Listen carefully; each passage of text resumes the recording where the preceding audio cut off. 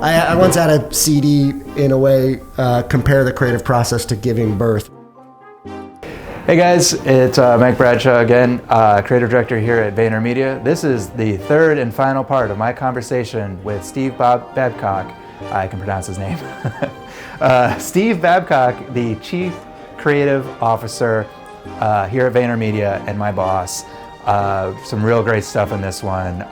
Definitely want to write it all down and live it and love it. Jared, go crazy with it. I don't know. Enjoy, guys. Thanks. I once had a CD, in a way, compare the creative process to giving birth, which is a little bit graphic, but it's as someone who is assisted in the birth of 3 kids. So, not that I will not at all be on the record saying I understand how painful that is, but I've assisted.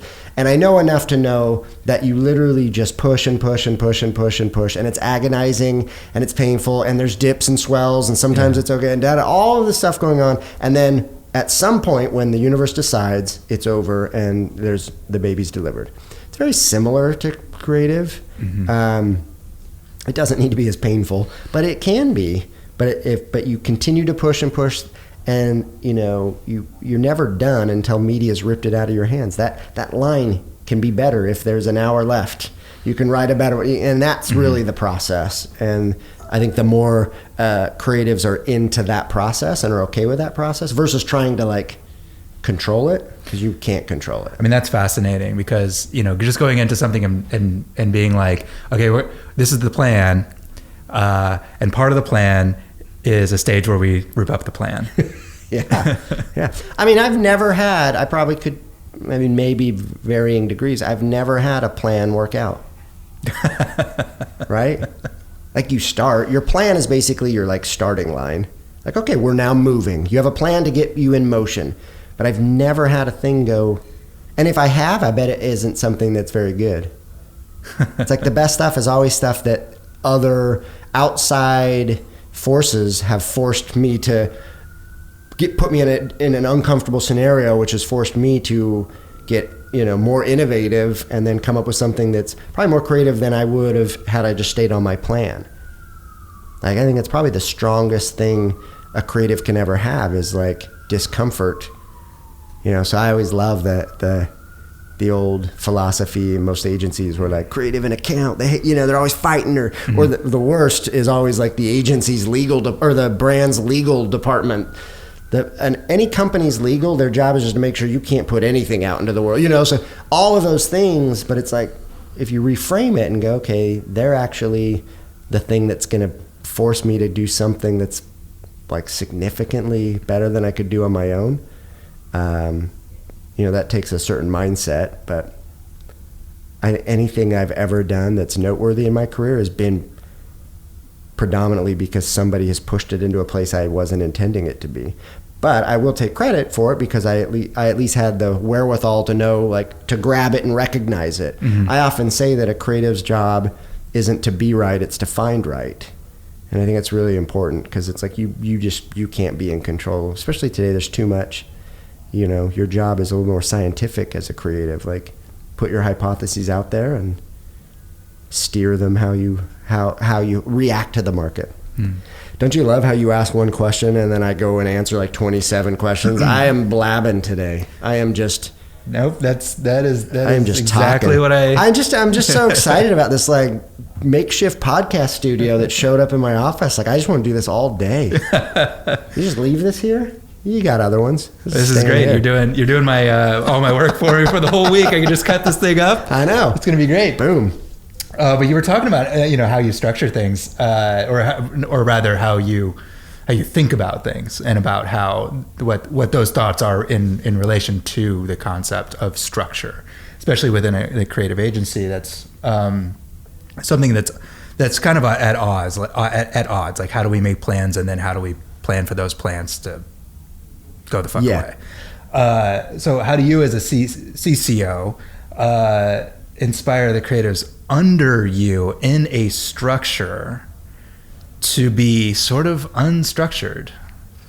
I think it's a really great question because I'm someone who really believes in what I guess I would call format with flexibility. organization, just corporate organization is really key if it's designed to create responsibility. That's really it. So here, obviously, as you know, we've divided into groups. Each group creative director has a certain number of accounts, and then CDs run those accounts, etc. And it's just really like, it's basic organization. Like, okay, we know at a company this size, definitely you really need that. But then within that organization, there's no two situations that are going to be exactly alike. So you want to, again, enable those who are responsible to be able to have some of that flex. But I couldn't do that unless an organization was designed to identify who those responsible people are. Mm-hmm. And then there's just the notion of being comfortable with chaos as a mindset. And the way that I attempt to do that here is really with my creative directors. So spending as much time as I can with that group, and it's a big group here, and it's across several different offices, to just be very open and candid and talk about the things that we can control and things we can't control, because there's a lot of pressure, I think, for people to feel like there's only one perfect way to do everything. And that's the one job that I really have, is to hopefully inspire creative directors with optimism that like it won't ever go the way you want, but if you have the right attitude, you'll end up in a place you could have never imagined, or sometimes you'll totally crash and burn, and that's okay. So I think that's the best way to get people comfortable with that. You have to have structure organizationally. I think that's really important. Like I said, to identify those responsible, and then to help those who are responsible for things understand this mindset of being very momentum minded, trying to find those. There's always, and I see it all the time. Like, a lot of times I'll get maybe a younger creative will come in, and this is just representative of me at a time when I was that way. I had this conversation with a boss once, and they'll come in and they'll say, well, we have this idea, it's this and this, and so-and-so's not doing this, and this is, and they're legal, all these problems. And it's like, never once did that particular individual think to go, okay, how do I solve for any of these? It was just like, my foot has been put down. Mm-hmm. My heels are firmly dug into the ground, and it's like, well, then you're not going anywhere, because none of that's going away. Mm-hmm. The legal person over there is not going to be like, you know what, actually, never mind. Right. And so that mindset makes no sense. Yeah. And yet, as creatives, we do it a lot. And I think it's probably because it's the things we come up with are emotional. We physically or emotionally, we create them. Mm-hmm. And so whenever there's something that attacks it, whether it's intended to attack it or not, it's like you can feel threatened by it, and you can get very defensive. And I think the sign of a more mature creative is someone who's like, no, that idea isn't me. That's an idea that I put out, and it is very much open for critique. And so I think it's just being okay with that is something that those here who are responsible for accounts and for people need to really grasp. It reminds me of a concept. I mean, I'm no child psychologist, but you probably know more about this than I do. As a child psychologist. As a child psychologist. And I heard about this thing called emotional impressionism. Someone out there on the internet can correct me on this because I'm way off. But the bottom line is that this is this idea that when children are too young and too inexperienced to define the things, to define the world, everything's just kind of a blob of emotions coming at them, and they're having some sort of reaction to it. And what you're describing to me, first of all, is spot on for what my job is like every day. Yeah. And but it reminds me of that, because so much of it is like this process that you can't define, you can't really fix. Never, it's not really broken in this perspective. It's just all this emotional stuff coming at you, and it's just how you feel that. That's the job. Yeah, I think a creative director is more of I guess the appropriate. Now that you say that, the appropriate definition of a creative director would be like the choreographer of chaos. That's freaking tweetable. Like, hashtag, I'm tweeting the heck out of that. No, but like it is, like your job is to Totally.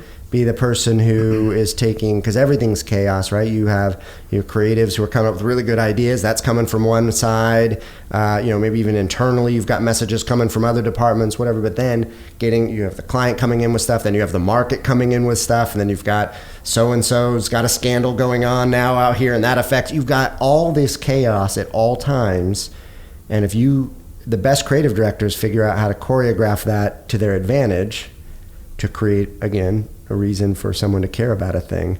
Some of the best work, especially right now, is like came from opportunity that was given outside from that chaos. It's like whether it's like this trend is happening or this big event just happened and that brand was so smart, they did this and this and that. Like that comes from just knowing that your plan is that there isn't a plan, or there never will be like a to Z. You will never go A to Z in a straight line. Mm-hmm. Do you miss that? No. I don't actually. And I guess to me it's more exciting. And maybe this is just a personal thing. Maybe this is, I think people who are like true artists, which I don't think I am, is that's something more of like now in music. When I was in the band, that was something for me. I'm an artist that way. It was like, no, we wrote our records and put them out there, and yes, there's specific ways to write a radio hit and but like that was that, and that's all I cared about was like making something that we did, and then man, someone actually liked this enough to buy a record or come to a show like that. In advertising, I quite enjoy it this way. I love that the market has so much say and that we need to be more reactionary. I think I think I'm probably better suited for this era, just as somebody who's more of a like, give me a teeny box with 4 pieces that do not fit together, and I'm better at figuring out how to make those things fit together than I ever have been in just like clean slate, let me just come up with something. Like that's never been my strength. I'm more of a limitations type creative. Mm-hmm. So I like it. I think nowadays, you like I said, you got to be you have to take more of a scientist approach. You have to have your theories and your hypotheses, but you can no longer get away with the fact that if your idea didn't work, like you can't hide from that anymore.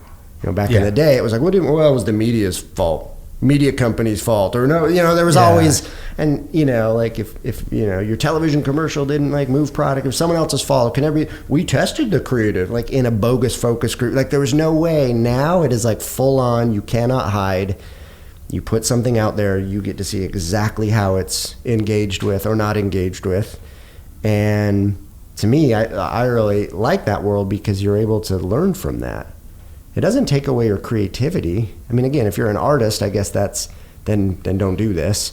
If it's like all you want to do is make your art, do that on the side or whatever. But this doesn't take away your creativity. We are a service business. Clients pay us money to make a thing happen. And today, more than ever in history, we actually can get better at it based on what we learn.